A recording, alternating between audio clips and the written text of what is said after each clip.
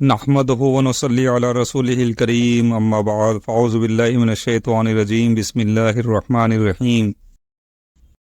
ہر سال بنی سعد کی عورتیں دودھ پینے والے بچوں کی تلاش میں مکہ آیا کرتی تھیں۔ حضرت حلیمہ فرماتی ہیں کہ میں اور بنی سعد کی عورتیں دودھ پینے والے بچوں کی تلاش میں مکہ آئے۔ میرے ساتھ میرے شوہر اور ایک میرا دودھ پیتا بچہ تھا۔ سواری کے لیے ایک کمزور اور دبلی گدھی اور ایک اونٹنی تھی، جس کا یہ حال تھا کہ دودھ کا ایک قطرہ بھی اس کے نہیں نکلتا تھا، اس لیے ہم بھوک کی وجہ سے رات بھر سوتے نہیں تھے۔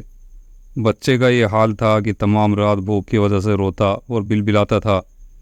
میرے پستانوں میں اتنا دودھ نہ تھا کہ جس سے بچے کا پیٹ بھر سکے۔ کوئی عورت ایسی نہ رہی کہ جس پر آپ صلی اللہ علیہ وسلم پیش نہ کیے گئے ہوں، مگر جب یہ معلوم ہوتا کہ آپ یتیم ہیں تو فوراً انکار کر دیتی کہ جس کے باپ ہی نہیں ہیں اس سے خدمت کا حق ملنے کی کیا توقع کی جا سکتی ہے۔ مگر یہ کسی کو معلوم نہ تھا کہ یہی وہ مبارک بچہ ہے کہ جس کے ہاتھوں میں کیسر و کسریٰ کے خزانے کی چابیاں آنے والی ہیں۔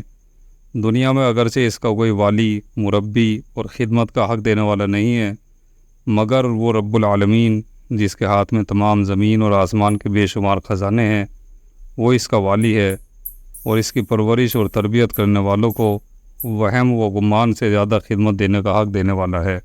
سب عورتوں نے دودھ پینے والے بچے لے لیے، صرف حلیمہ خالی رہ گئیں۔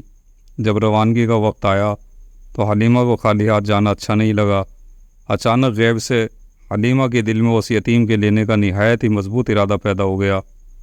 حلیمہ نے اپنے شوہر سے جا کر کہا، خدا کی قسم میں ضرور اس یتیم کے پاس جاؤں گی اور ضرور اس کو لے کر آؤں گی۔ شوہر نے کہا، اگر تو ایسا کرے تو کوئی حرج نہیں، امید ہے کہ حق جل جلالہ اس کو ہمارے لیے خیر و برکت کا سبب بنا دے۔ ایک حدیث قدسی میں اللہ جل شانہ کا فرمان ہے، جس کا مفہوم ہے کہ بندہ میرے ساتھ جیسا گمان کرتا ہے میں ویسا ہی اس کے ساتھ معاملہ کرتا ہوں۔ برکتوں کی اسی امید پر حلیمہ آپ کو لے آئیں۔ اللہ نے اسی امید کے مطابق ان پر برکتوں کا دروازہ کھول دیا۔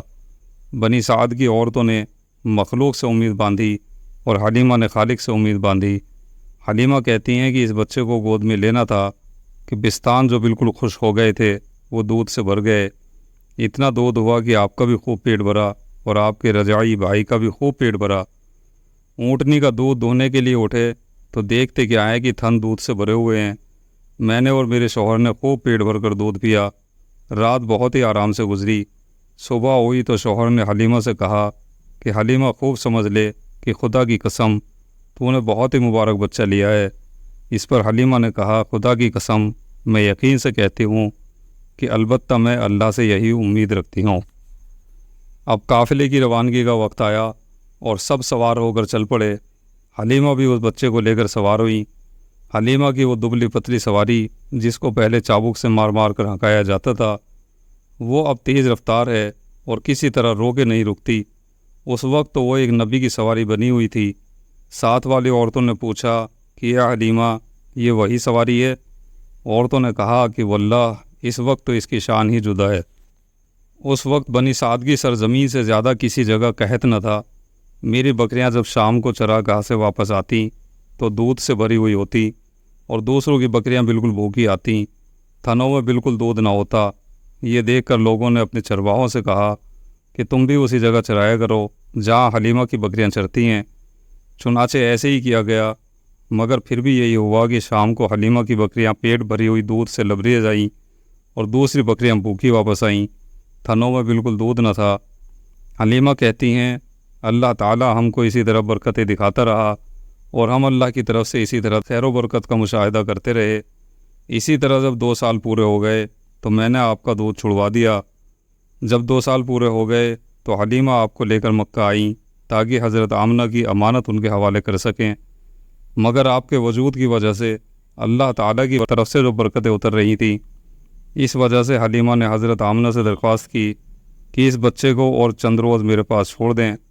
ان دنوں مکہ میں وبا بھی پھیلی ہوئی تھی، ادھر حلیمہ کا زیادہ کوشش کرنا، اس لیے حضرت آمنہ نے حلیمہ کی درخواست منظور کی اور آپ کو اپنے ساتھ لے جانے کی اجازت دے دی۔ حلیمہ آپ کو لے کر بنی سعد واپس آ گئیں۔ چند مہینے گزرنے کے بعد آپ بھی اپنے رضاعی بھائیوں کے ساتھ جنگل میں بکریاں چرانے جانے لگے۔